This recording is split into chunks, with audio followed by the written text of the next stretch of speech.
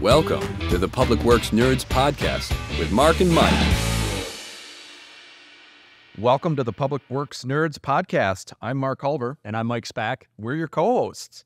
Today, we're talking about what's happening at the American Public Works Association, and we're here with its CEO, Scott Grayson. Welcome, Scott. Thanks very much. Thanks for joining us. Scott's been with APWA for over 7 years now. Scott, you've got a pretty good understanding of what public works is, given your time with the city of Golden Valley as a council member in the early 2000s. And so I think that's great. I think that's wonderful that you are now leading up APWA, having that experience. And, probably you didn't think you would be doing this when you were a council member. I never did. But why don't you talk a little bit about yourself, how you got here, and how that experience as a council member kind of, informed or made this job, I don't know, easier for you or more passionate for you, Great question. So in about 2002, I decided I wanted to run for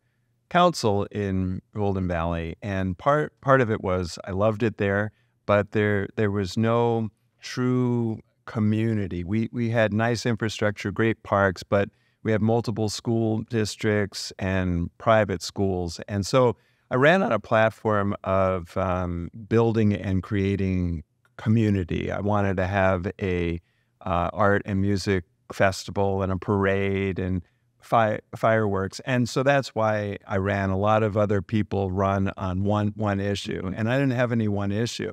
And of course, when I won, I didn't exactly know what I was getting myself into. It was actually a great experience. It was like a graduate program, how much you learn so quickly. Every week they deliver a packet, a huge packet that you have to read from. And you actually read it, right? And I actually read it. I spent my weekend, even though I had young kids. And not only did I read it, there were lots of maps in there, and I like maps, but I had to go out and walk properties so I could really, understand it. So I spent 4 years there, and then our public works director, I remained friendly with, and we were having lunch some years later. Jan Clancy is her name. Yes, exactly right. Huge. She's very large in our public works community here in Minnesota. So, shout out to Janine. Exactly. I'll share news in a moment about her. But so we were having lunch, and at that time, I worked for another professional technical nonprofit called APWA, and that's made up largely of electrical engineers, physicists, whole host of technologies. And she said, with your nonprofit background and knowledge of municipal government, I know of an opening for the executive director role of APWA. And she had brought me as a council member to a local chapter meeting when I was on there to learn more about it. Like, I think I've heard of APWA. And the rest is history. Yeah, that's great. And you're enjoying your role there, I presume. You've been great. 7 years. Yeah. So maybe just kind of talk a little bit about, for the public works nerds out there, and hopefully if you're listening to this podcast and you are a true public works nerd, you are a member of APWA. And if you're not, go to APWA, become a member. Join immediately. And Scott, tell us about APWA, and if they're not a member, why should they be a member? Yeah, and I will say I am a nerd now too. My wife and I were over in Spain, and I got really mesmerized by the sewer covers.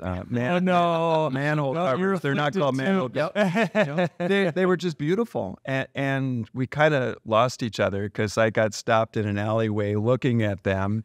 And she said, "What happened to you?" I said, "Well, I just had a look at it." So wherever I am now, I look at infrastructure. APWA is about 86 years old. It actually grew out of the Chicago World's Fair in 1893, though. And the group of municipal engineers set up shop across the street from where they were having the World Expo. And they wanted to show the world that we had roads and running water and power. And so they created a group there that morphed in and merged with one other group as well. And then in 1937, APWA actually started.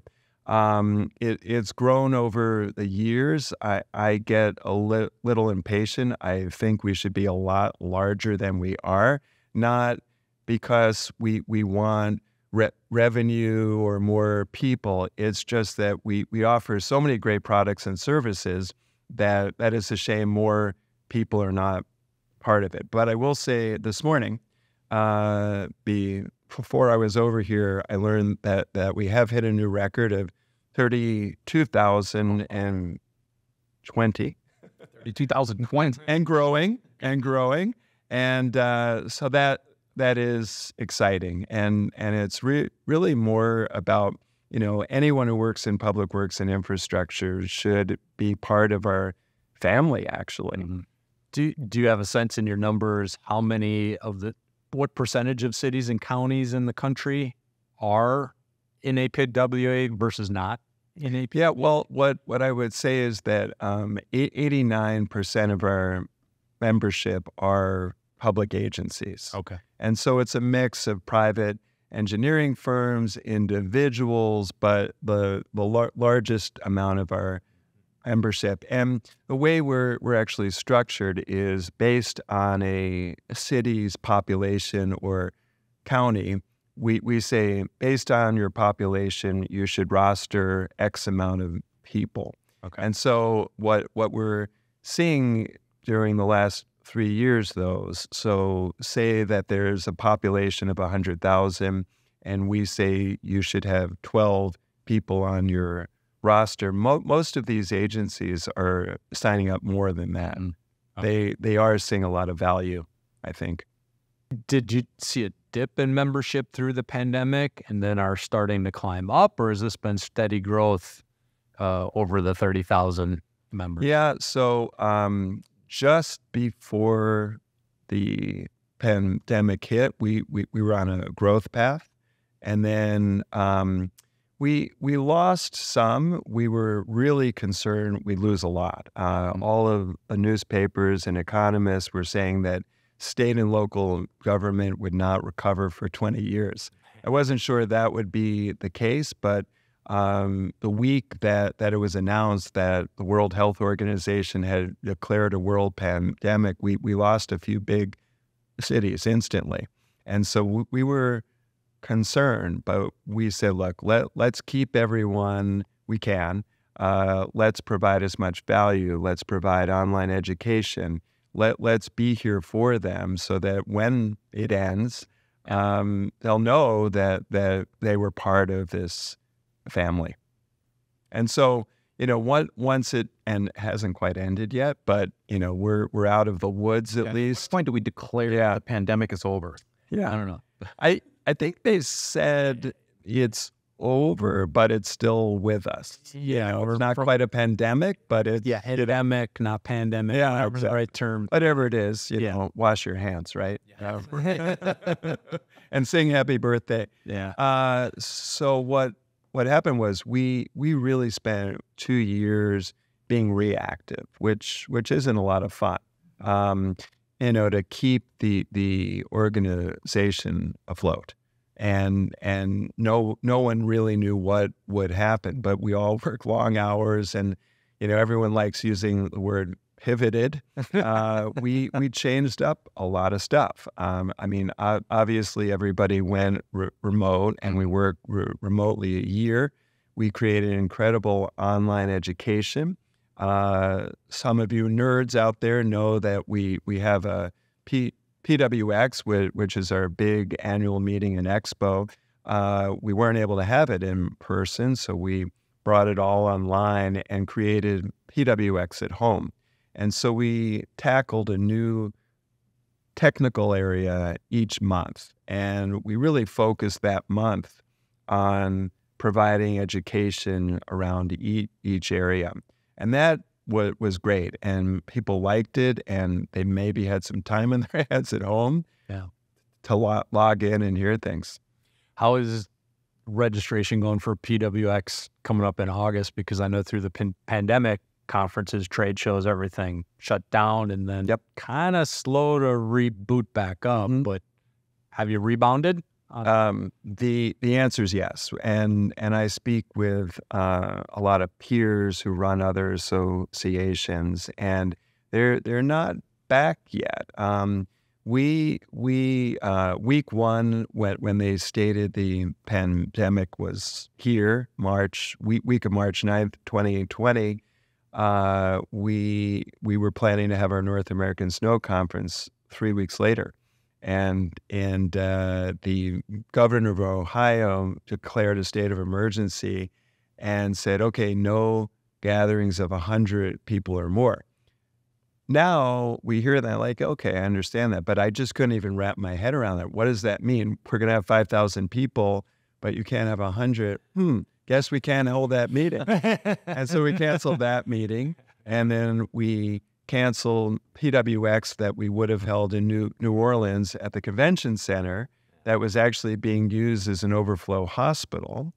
And then we canceled one more North American Snow Conference that we were planning on having in Grand Rapids, Michigan.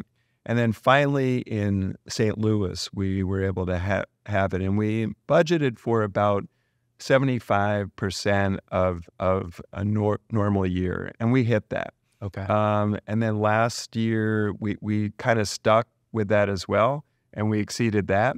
And this year, we're tracking to have the most people and exhibitors ever. Wow. Yeah. Wow. Yeah. Yeah, that's fantastic. It's very exciting. Congratulations. And that it makes sense to me that our industry is going to rebound faster just because walking the floor at PWX is just amazing. Yeah. I mean, with the all energy there, right? The energy, all the equipment, the vendors, and just as an industry, we want to see and touch this equipment. Yep.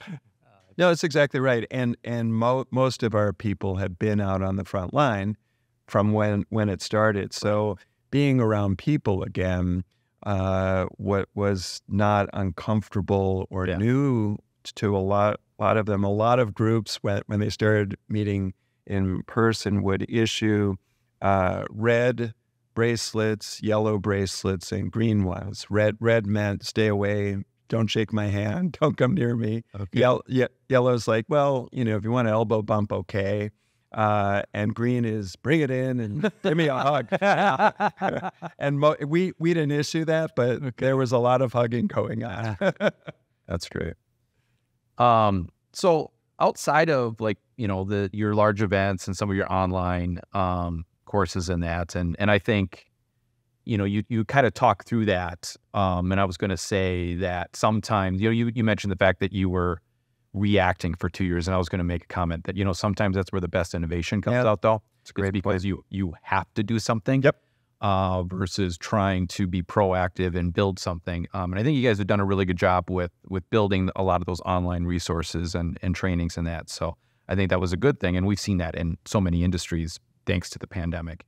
But outside of that, what do you consider APWA's primary role or primary roles? Yeah. Well, it is to support people who work in public works and infrastructure, and that's through education, as we're speaking about. It's through membership in chapters, creating experiences for people, networking, both on the private and public side. And then advocacy. We have a robust advocacy office in PC, and we lobby on basically all issues, public works and infrastructure. And how's the advocacy role going? I mean, I was going to say experiment, but it's not really experiment. But I mean, how is that? I know in Minnesota here, I chair the legislative committee for the City Engineers Association, which is a different group, but we're working very closely with our APWA members as well. Most of us that are in City Engineers are APWA members as well. But and it can be really frustrating trying to do that advocacy as logical engineers. Right. So, I mean, just kind of touch on your guys' experience with advocacy, how you manage that, and where maybe it's working for you and you've seen some successes and where you haven't. Sure, and that is a great point. For engineers, the whole world of advocacy is challenging. As I said, I had worked with electrical engineers. Now I work predominantly with civils. Yep. Engineering can be black and white, and the world of advocacy, lobbying can be very gray. But when I started here, we already had great staff in our DC office, and so I worked with our director there to really create a solid structure. And what that looked like previously, we had a lot of technical committees: water, transportation, emergency management, snow and ice removal.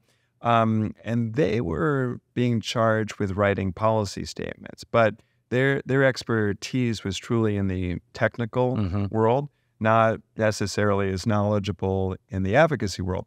So we have a government affairs group that actually writes our policy statements. And right now we have 3 in those areas, basically: transportation, water, and then emergency management. As our nerds out there know, we're first responders. We are first responders, yes. First one's in, last one's out. And so the reason we've crafted those policy statements is that when our staff, when our volunteer leaders, when our board are interacting and speaking with elected leaders or government policymakers, we speak from those policy statements. We don't stray. And we've been really complimented by Hill staff, members of Congress, about our statements. They say there's a lot of meat on the bones here. It's not fluff. And so we've had a lot of impact, so much so that we were invited to the White House signing of the infrastructure bill. Wow. Which was a great experience, and proud that APWA is part of the Public Works and Infrastructure Policy discussion. So is this? I'm curious, when you took this role and coming into a whole new organization, coming in cold, was it apparent that this advocacy was a big priority for you, and was it a shift from what you were coming into? I mean, kind of that. How do you develop a plan and how you want to take the organization as its leader? Yeah, it's a great question. So where I had worked last at IEEE, and I spent 26 years there, I started out in government relations, and so I had years of lobbying experience. We did it well there. We had a real structure. I'd say, unfortunately, we probably had 140 policy statements, and you can't realistically, and that's old school. The more policy statements you wrote, the better you were. Yeah. Not true.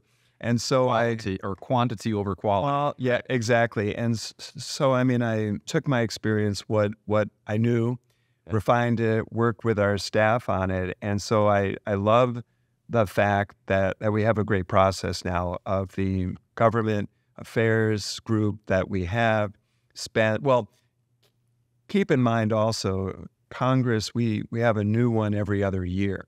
So not that our policy statements will radically change. We know what we should be lobbying on, but based on the new Congress, based on who's in the White House, we do change some language in it, some asks, some information. So I think that I'm not sure I expected that we would be where we are right now, which is truly being recognized as a player in that space, but we are now, so I'm happy about that. Right. That's great. Where do you see the future of APWA? I mean, where do you see the agency has to grow? Yeah. So I recently created a few new roles. We have a chief operating officer, we have a chief learning officer, but we also created a new role, which isn't really as common in the nonprofit world, and that's a chief growth officer. And it's not, as I said, it's not just about growing the numbers of members that we have. It's a lot more. And so we've always played a role, sort of, internationally. We, as you know, APWA is Canada and U.S., and it always has been. But we want to expand abroad. And we've been part of a group called IFME, which is the International Federation of Municipal Engineers. And so, but we haven't really played a large role. That group is made up of about 19 other countries around the world, of groups like ours, but a lot smaller often, and great sharing of best practices and technology. And I think some in the United States thought that, if it's not built here, it isn't worth anything. We speak often in this world about asset management, and Australia is light years ahead of us in the United States. Canada does it fairly well in England. So that's a very important practice that we're learning still from others, as well as snow and ice removal techniques, as well as water. And then there's other countries that we work with, which we hear stories from and say, boy, do we have it great in the United States. We were over in South Africa in October, and it's amazing. They have a water. I asked them, I said, so I understand you have a water shortage. They said, no, we have plenty of water. We don't have enough power to power the water uphill so it's stored in the water tanks. Plenty of water, not enough power. And those are things that we rarely even think about in the United States. Yeah. So what does Australia do so much better on asset management? Or is it just more comprehensive? It's comprehensive, and it's also an expectation of their government. If they're giving federal dollars, they expect that every city will have an asset management plan in place. Canada, to some extent, has that. The government of Canada some years ago allocated $180 billion over 12 years of infrastructure spending, and said, look, we'll only give it out if you can show me an asset management plan.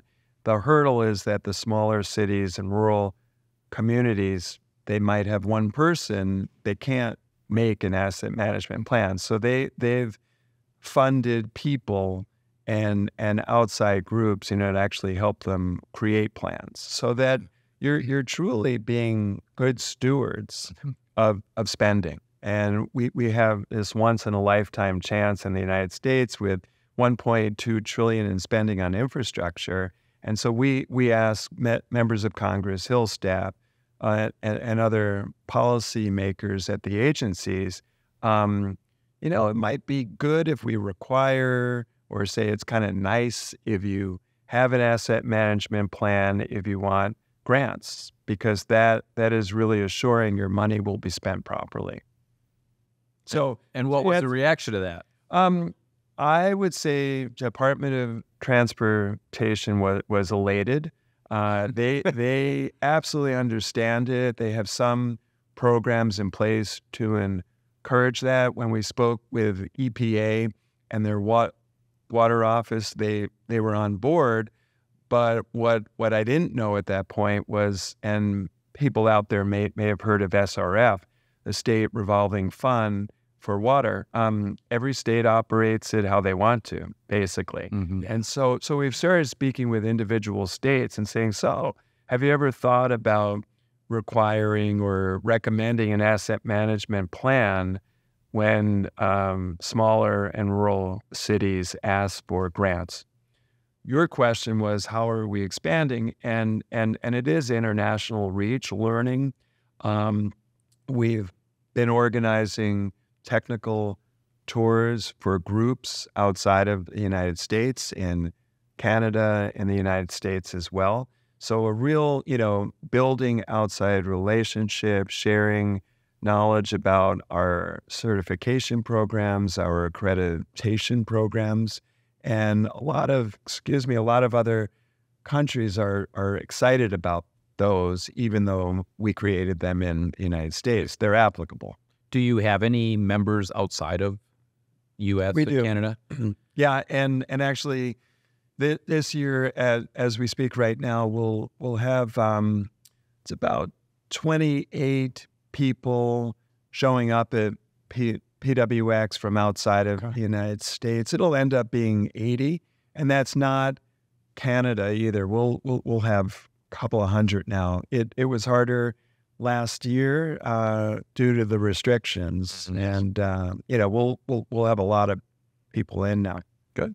I saw on your website that you're going through, as we speak, an effort of rebuilding the website, and I assume that's tied in to make this mountain of information you have more accessible, including globally. Can you tell us what we should be expecting on the website? Absolutely. Thanks for asking that question. Yeah, it's two years of my life and my staff's lives.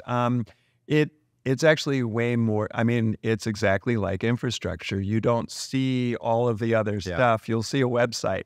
But we've been running an association management system. It's a large database for 27 years, the same kind. Okay. And we started seeing that there were some cyber threats, risk of that. It wasn't really able to grow the way we want to grow, is not agile enough. So about 2 years ago, we started researching, okay, what other association management systems are out there that will allow us to have online stores and sell educational products, as well as the pretty mugs and the shirts and posters for National Public Works Week. And that was all stored in the cloud as well. Okay, so we brought many of our staff in as stakeholders. We researched it. We chose one. But what happens is a lot of our website is behind a firewall where you need username and password, and we also like providing members certain benefits that the non-member would not have. So when we are launching this association management system, also known as AMS, good jargon. The AMS came with a proprietary software. I know there's nerds out there, so I can speak like this. Yep. That only allowed us to craft and create websites in their software. Well, we want to use WordPress, right? I mean, or something that's more agile. Yeah. So we hire an outside firm, a strategy firm, to really rethink and relook at what our website would look like. We want to be the place that has all things public works and infrastructure. And there are strategies around crafting a website so that people come there. One, it's a lot less cluttered, a lot more white space. Yeah. And there are actually psychologists out there that study how people read websites. And so we've studied all of it to create a really great experience for users, both members and non-users. So it will be a cleaner look. Okay. It will be easier to find things. And, I've created a lot of websites over the years, and you always get somebody, I can't find anything on this new website. Well, there is Google out there too. Yeah. And I search most websites that way because I can't spend a lot of time. But having stated that, this new website, which launches in just about a week. Oh, wow. Yeah. We're excited, cautiously optimistic, because with technology, we know it's not perfect. There's but going to be some bumps. It will be very easy to find things and interactive as well. So not just a website, but a lot of the infrastructure underneath it. Great. So by the time you're listening to this, that website will be live. That's a good point. And so go check it out. Yeah. Hey everyone, I just want to take a quick moment to thank our sponsor, Bolton & Mank, who is producing and editing our podcasts. At Bolton & Mink, we believe all people should live in a safe, sustainable, and beautiful community. We promise every client 2 things. We'll work hard for you, and we'll do a good job. We take a personal interest in the work being done around us. And at the end of the day, we're real people offering real solutions. With that,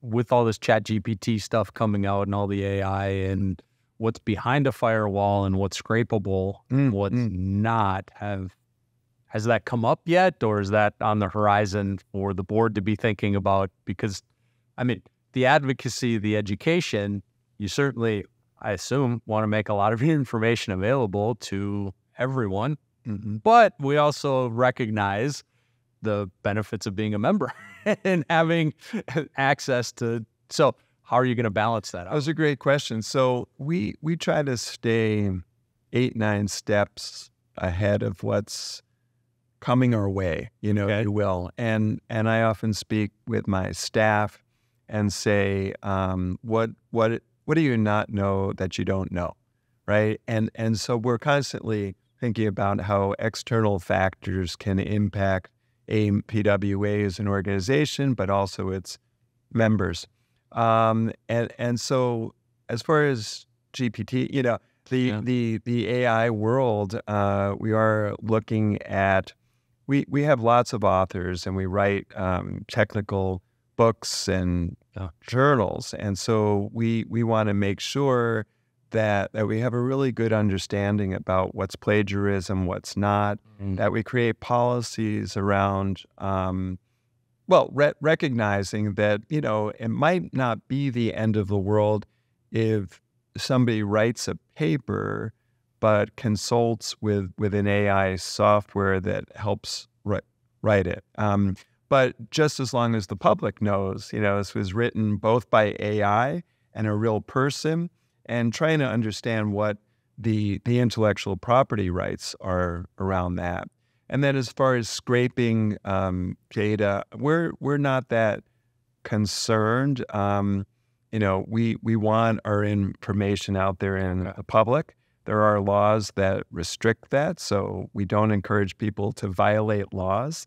But you will have spaces as a member that you have your username and password that only you'll have access. And actually, this week, which if this is aired in a few weeks, you've lost out. But we've opened up our resource library now free because we've shut off the access of username and password this week. Oh, and so it's open to everyone right now, and that also free trial people period. Yeah, exactly. And there's a wealth of information from PDFs to videos to recorded meetings. So a salary calculator. That's not free. That's not free. There's some things. Is that one of our best sellers? Well, it's so useful. We started it about 4 years ago, and we survey public works agencies. Yep. And the more responses we have, the more robust the data is, making it stronger. What's nice about it is it's an online interactive calculator. So you don't necessarily need to pour through the report and read it all. You can plug in, I've got 8 staff.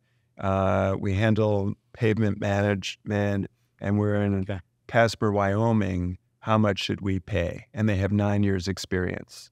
So, cool. I mean, it's a great tool. Yeah. Yeah. You touched a little bit on this. You said the word accreditation. Yeah. Talking a little bit about that. Talk a little bit more about what that is for APWA, what your role in that is, and what the value of that is to a public agency. Yeah. Well, it's actually one of my more favorite programs that I'm extremely proud of. When I worked at IEEE, I knew what the word meant. Mm-hmm. We worked with an outside agency to accredit engineering schools, and it's really focused around creating and ensuring best practices. Our program accredits public agencies, and that might be state level, county, city. We've also accredited Los Alamos Labs. And you were speaking about growth, and where we're headed. We know that we have lots of other markets out there because there's public works everywhere, from hospitals and schools and the Army, Navy, labs. So it's almost, if anyone out there knows what ISO 9000 is, it's quality assurance and a program that we create. But we don't say this is the only way you must accomplish this practice. And whether anyone knew or not, we have over 300 different public works practices out there. And so we have a manual, and cities, if they enter the process, they start out with running a self-assessment to kind of see where they're at, see whether it's appropriate. It's always appropriate. Always appropriate. Spoiler alert. Exactly. And all we ask is that if you sign up, you have to choose 9 chapters that have multiple practices in there. And then beyond that, I mean, we have a wide range. So we've got airports, some public works departments manage airports and beaches, and that's not applicable in every place.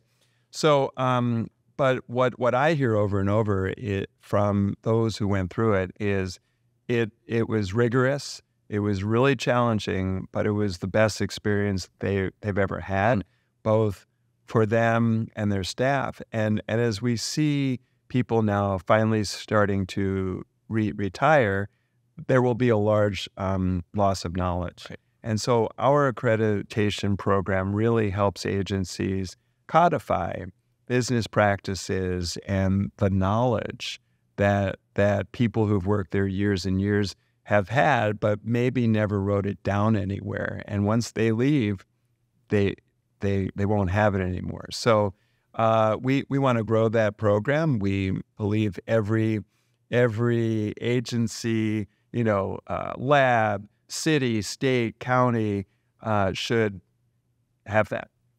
So be accredited.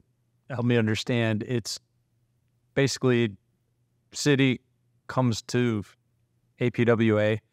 You have all these modules. You say, okay, I'm going to pick these 9, 10, 12 modules. We're going to document our procedures, processes on all these modules, and basically put together a binder of our best practices. That's exactly right. And then turn it into APWA. You flip through it and say, pass, fail. We have very, very skilled and experienced evaluators that go out there to each agency and work with them along the way at different checkpoints.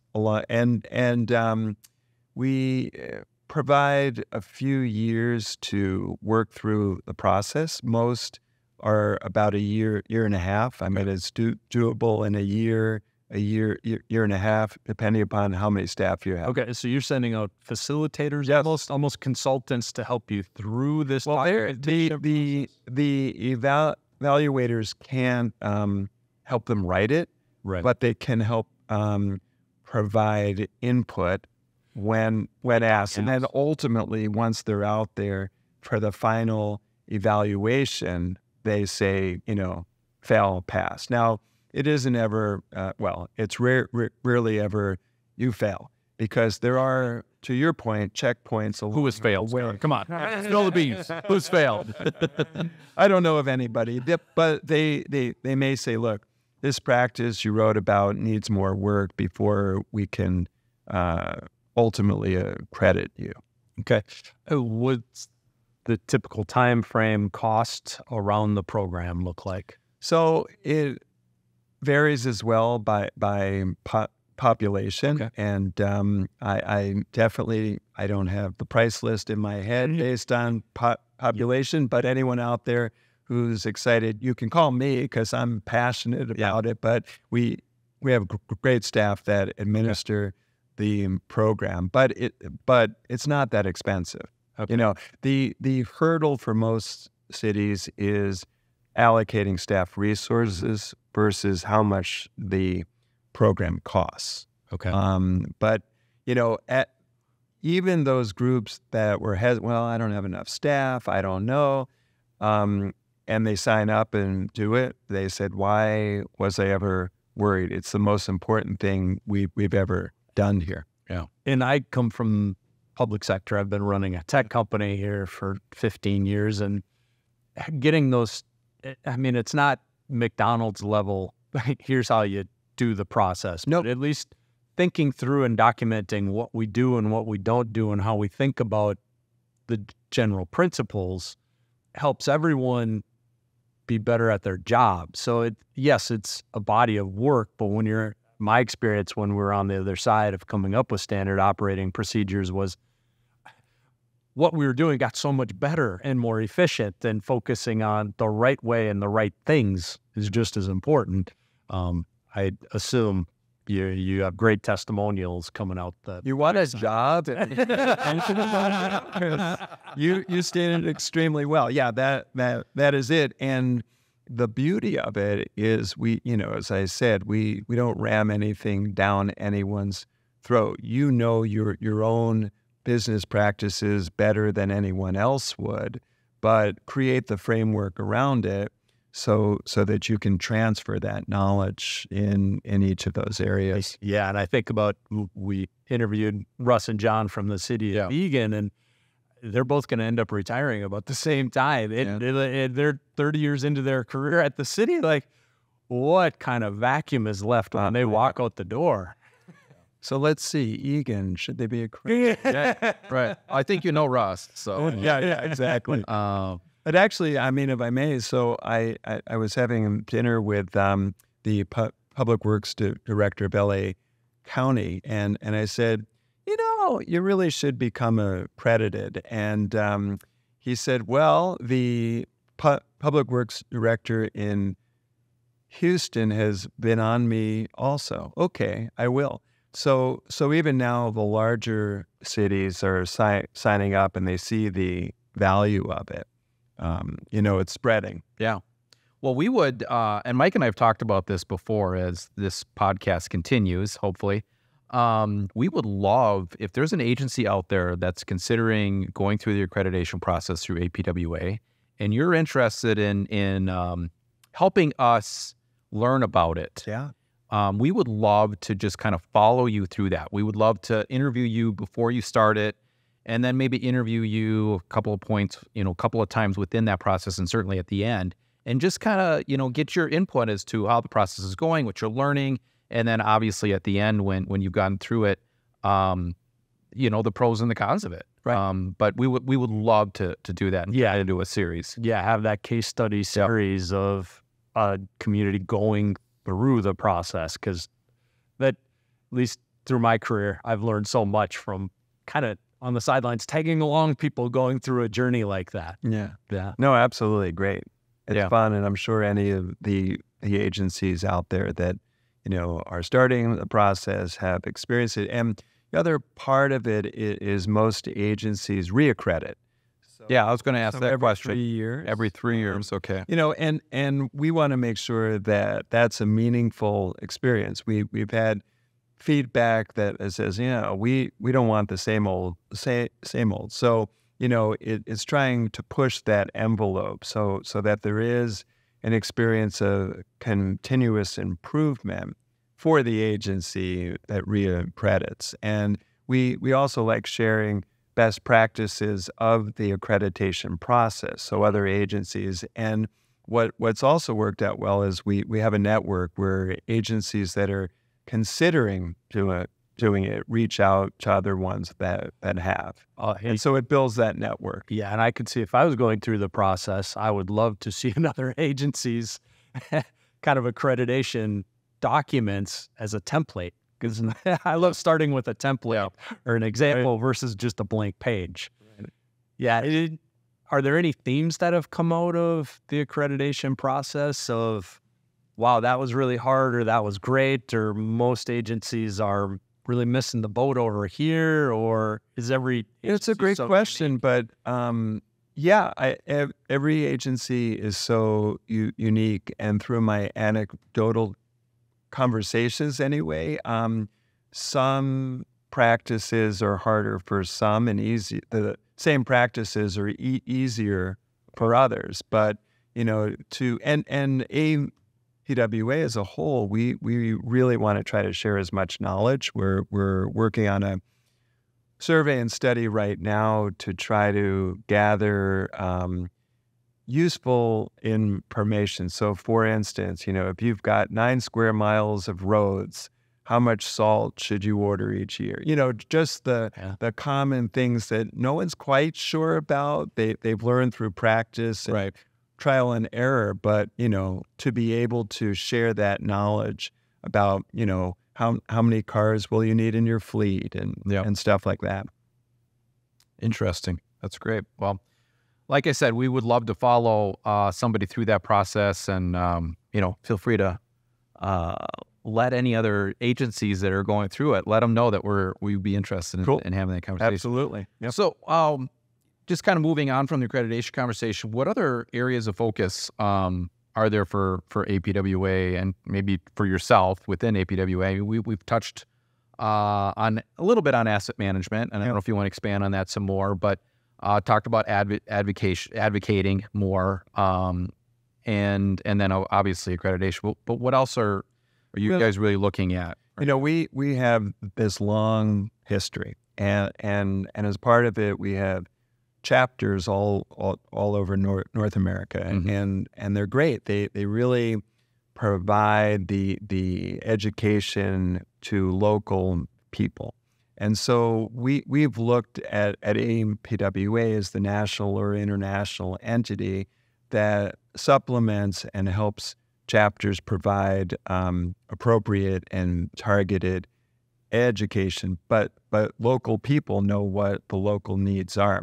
And so we've created a new role on staff. It's the chapter concierge. Oh. And so chapters can reach our staff with whatever their needs are. We're here to help to enhance their activities, their experiences, and what we see is there's a lot of great partnering happening at the local. You spoke about that earlier about different local chapters of large international groups partner, and then also creating those networks. And we at many of our chapters in the United States partner with LTAP. I don't know if you're aware.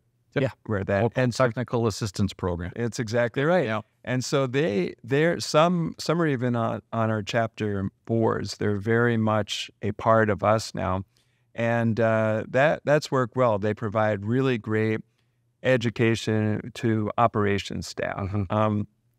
Our board right now is speaking about, can we provide more education to operations staff as well? And we're exploring that. But recently, our board approved a new strategic plan, and we've also approved 3 new strategic initiatives. One is diversity, equity, inclusion. That's one bucket, even though it's 3 words. Workforce, and then also public visibility. We really find under public visibility, I mean, people who work in public works, as you well know, are very humble. They generally don't need thanks. And I've shared that I was brand new in my role, and I went and spoke to the Washington State chapter, and I opened up with, and I said, nobody knows who you are. And they looked at me like, who is this guy? And I paused a while, and we're like, get him off the stage here. And I said, no, that's a great thing. It means everything is working. So our group, have a real challenge to promote how great we are and public works, because most things work most of the time. Yeah. There are the crises to promote. Like, we're doing our job so well, there's nothing for anybody else to think about. Right. Yeah. But as our first guest, our first episode, Mark Ray, and he's the one that put us in touch with you. So shout out to Mark, and everybody loves Mark. But he kept saying in his episode, we make normal happen. Yep. You know, Absolutely. and I think that's a great tagline for us. And you know, we don't stand up and wave our arms and shout, "Hey, we make normal happen," but we do, and Absolutely. we kind of should stand up and wave our arms and jump up and down and say how awesome that is. That normal, you just take normal for granted. No, exactly right. I mean, when I was hired in my role, I had a friend of mine who said, "Public Works, I love that stuff. That's great." He was not part of it at all. Yep. He said, "Do you realize, Scott, that the invention of sewers did more for public health than vaccines?" You know, and I'm like, wow, you know, and so if we think about public works a little differently and link it with being first responders, being linked with public health, truly, to Mark's point, you know, we create normal, and especially during these last few years with COVID and social unrest, it really was public works that was called upon to create some sense of normalcy. Yeah. Well, talk a little bit about workforce development and DEI Sure. and those initiatives. Yeah. So DEI, I'd say every group after George Floyd was killed jumped on that and said, we need to have a DEI program. We've had for years a diversity committee, and they'd meet and they'd write important articles, but I knew that we needed to ramp it up, and I knew that we couldn't be just like every other group. It had to be ours. It had to be APWA. Where do we play in that space?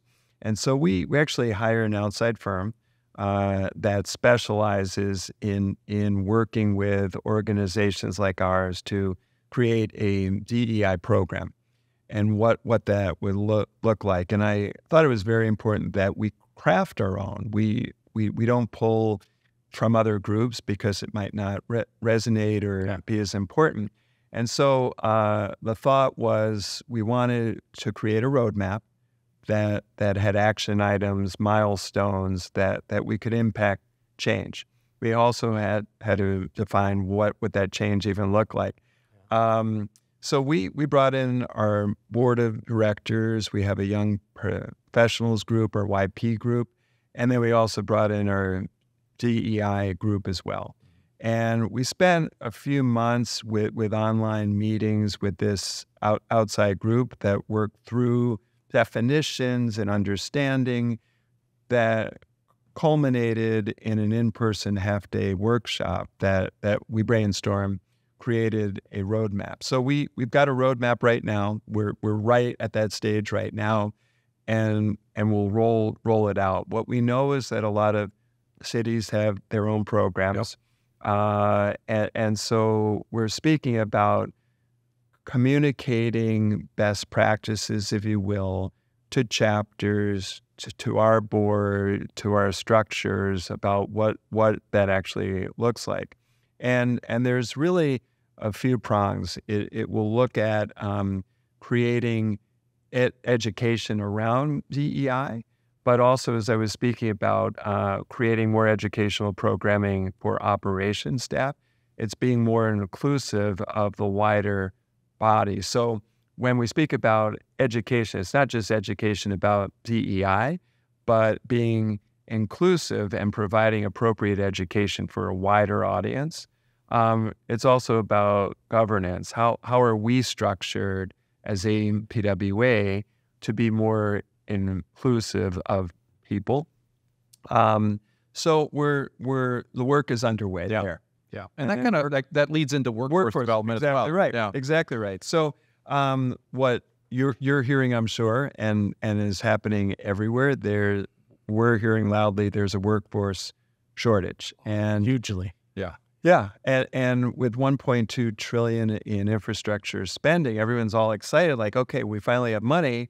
But what I'm hearing is that public agencies can't hire enough people. I'm also hearing that from the private sector as well. Even the engineering firms are having a hard time.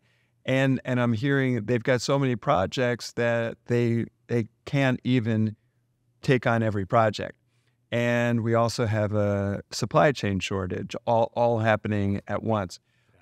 We don't like whining about challenges. I mean the public works community. We find solutions, right? Right. And we sure aren't going to complain about having money. Right. Right. The trouble of spending the money. Right. That's exactly right. Right. So we are convening groups from big cities, small cities, rural ones, trying to hear about what the issue is, and what sectors are they not able to hire.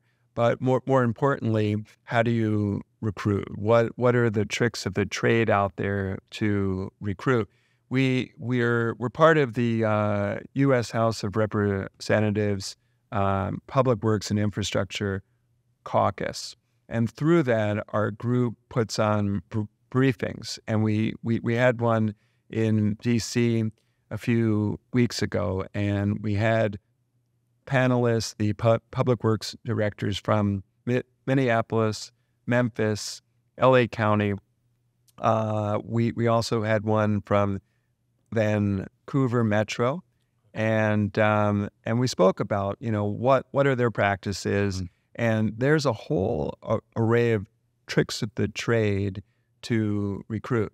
And then I asked them, okay, so now you've hired them, if they actually have, how do you keep them? And so we're also having a lot of discussions about creating a culture that's attractive, explaining what the mission is, where you fit in as part of the public entity. Yeah.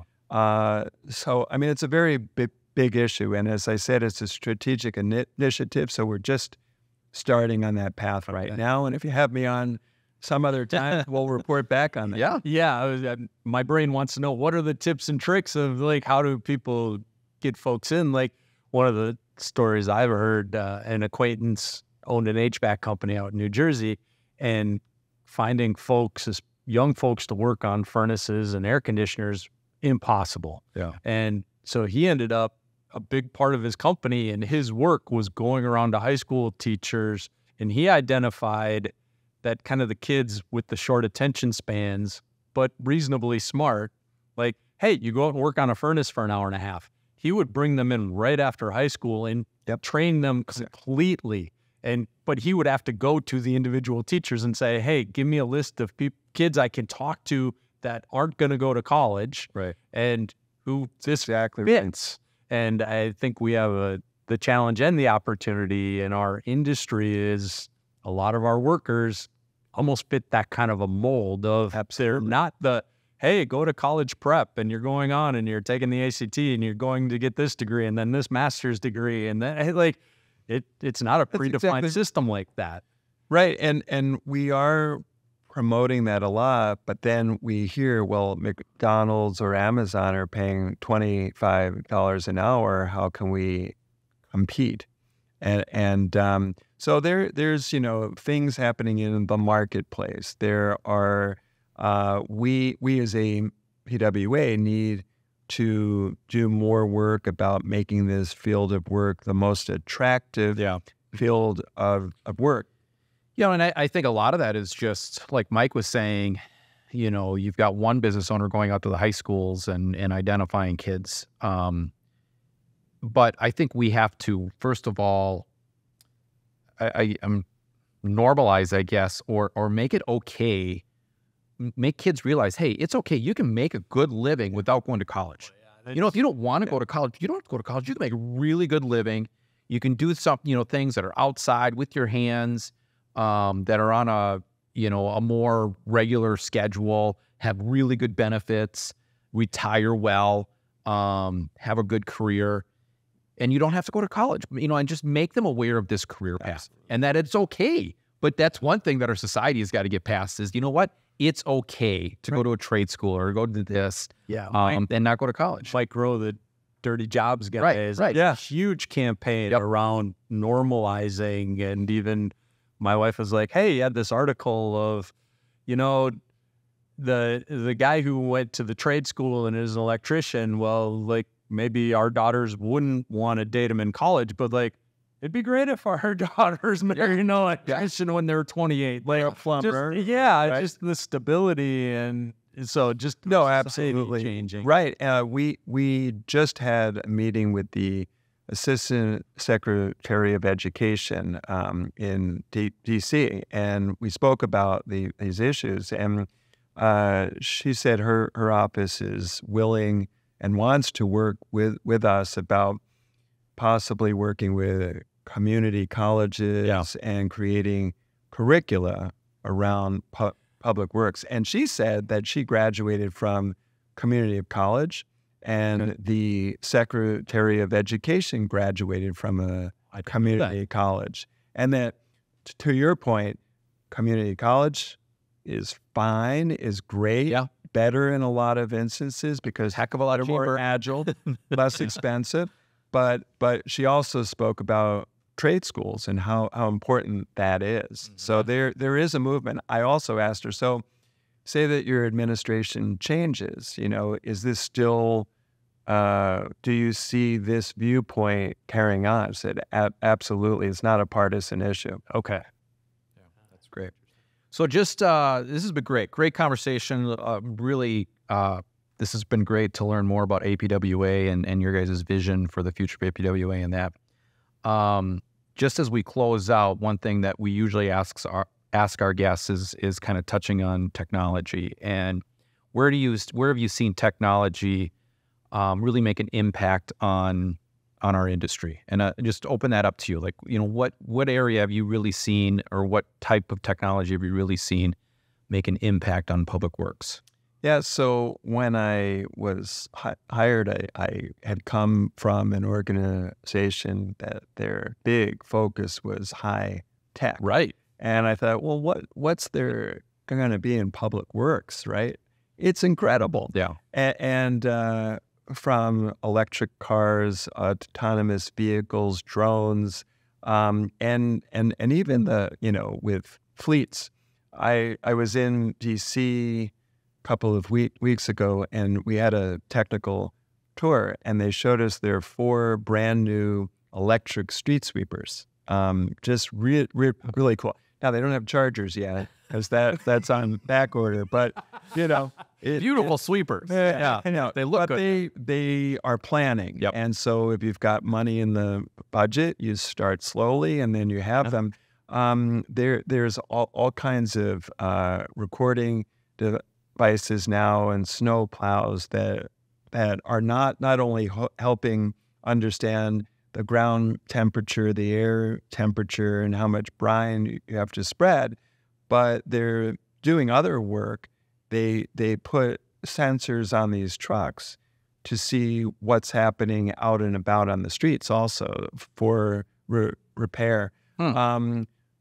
Drones are big and great with inspecting bridges, and other tasks that people would have to strap on and hang off of a bridge. So there's a lot of emerging technology right now. We speak more about trending rather than emerging. It's not as important for us to focus on the bells and whistles and the coolest stuff if it's not that applicable. Right. So we really put on trainings, webinars, and then even at our conferences, we highlight what some of these new trending technologies are. Excellent. Well, this has been fantastic. Thanks for coming in. Thanks for having me. Yeah. This has been great, and I look forward to some future conversations with you or your staff about some of the other things we talked about today. And again, I want to put another plug out there. If you're thinking about accreditation, go to our website and let us know. And if you want to talk about it, we'd love to talk to you about that. Yeah. So thanks again, Scott. Thank you so much. This was great. Yeah. And one last thing before we go, although we don't charge for the professional development hour you just received by listening to the podcast, the Public Works Nerds is not free. If you've listened to more than one episode, the cost is that you tell one colleague about the Public Works Nerds to help us grow our audience. Thank you. Thank you. Thank you.